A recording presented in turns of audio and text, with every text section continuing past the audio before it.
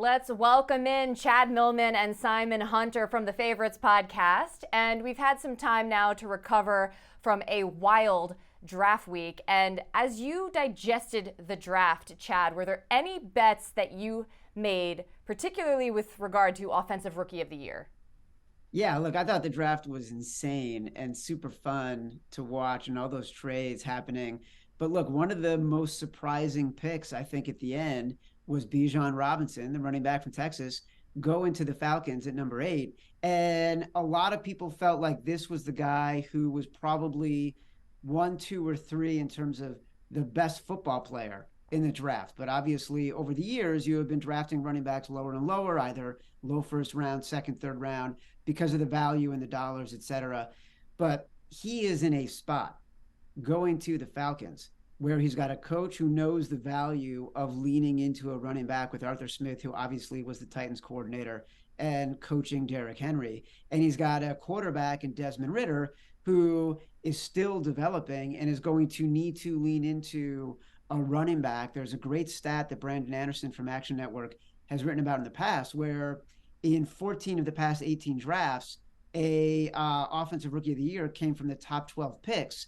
Well, Bijan is in the top 12, and I know there's a lot of talk about quarterbacks and what can Anthony Richardson do, what will Bryce Young do, what will C.J. Stroud do with the Texans. But at the end of the day, I don't think any of them have the supporting cast and the opportunity to do what Bijan does in Atlanta.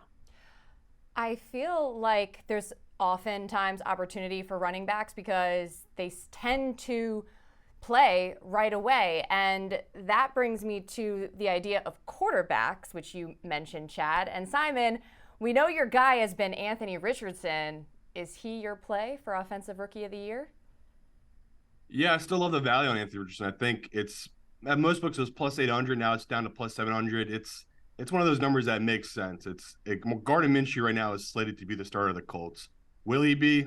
Most likely not. We've already heard ownership come out and talk about they want to get this going. They want to take the new era that Jim Irsay already talked about. They want Anthony Richardson to be the guy. They draft him to be the guy. They expect him to be the guy. And we're in the very unique situation of the Colts aren't that terrible, right? Jonathan Taylor had a really bad injury-plagued year last year. You bring him back. You have Michael Pittman on the outside. They have the weapons there where Bryce Young, he's not in that situation, doesn't have the weapons. C.J. Stroud does not have the weapons. I think Anthony's in the best win-now situation.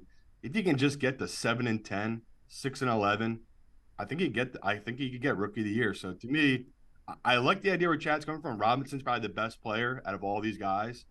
But if I'm going just what the media wants, what the fans want, it's a quarterback award. They tend to give it to the best quarterback. Even if they don't play that well, they get the wins. I mean, Kenny Pickett barely played last year, and he almost won Offensive Rookie of the Year. So to me, Anthony's the best athlete. If he wins a couple games, I could easily see Anthony taking it. So at plus 700, plus 800, that's a good number to take this kid at. I understand that it's what media and fans want, but there was also a bit of a narrative about the readiness of Anthony Richardson, and I have to give credit to my producer Gifford who brought this up. Like, is he going to be ready personally to start right away? I mean, that's impossible to know. Like, guys have played 4 years, like Matt Leinart played 4 years at USC. Was he ready to play for Arizona? Hell no. So I'm with people. Like, you always get the Mitch Trubisky's of the world, the guy that plays for one season, gets drafted high, and then kind of fades away. Mitch was really good his rookie year. So I kind of like it. They hasn't played that much because sometimes they're not thinking. They're just reacting. They're just doing what their coaches says to do. So I get that. That's kind of a negative towards Anthony Richardson, but he's in such a good landing spot. I can't really see that bite him in the butt there.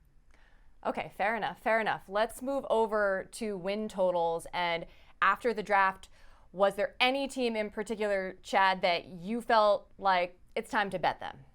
Well, look, I feel like the Ravens had a tremendous draft, and all the talk last year was about Lamar Jackson and then Lamar Jackson being injured and the Ravens cycling through quarterbacks and their receivers having the fewest receiving yards combined of any team in the NFL.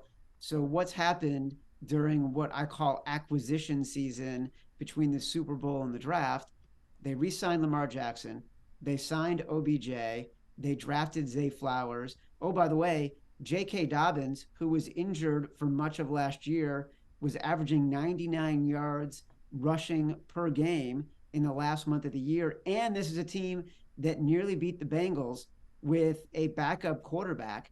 And you got John Harbaugh, who's won 8 games in 14 of his 15 seasons in the NFL.